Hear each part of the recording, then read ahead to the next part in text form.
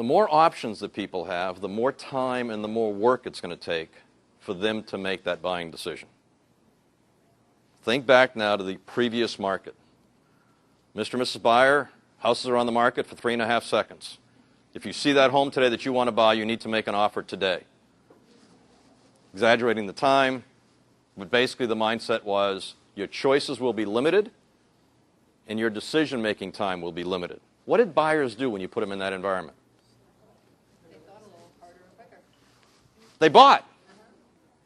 They bought with insufficient information in many cases. They bought at prices that many of you in this room thought were outrageously high.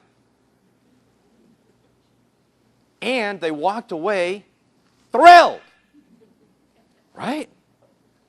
We got to think about this because it's important that we as the professionals can kind of say that is beyond a doubt the worst market for a buyer to work in.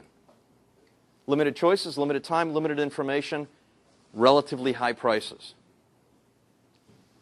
So in a market that as real estate professionals we'd look at and say, no way, buyers aren't going to put up with this.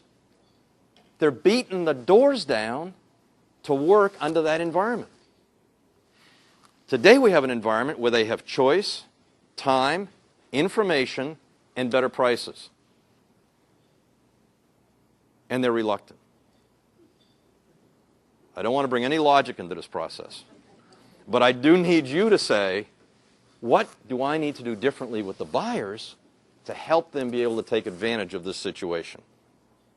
And it's about managing choice. So yeah, it's going to take you a little bit longer because this is going to be more process-based. In the seller's market, search, find, buy was working great. Shouldn't have. Should not have worked.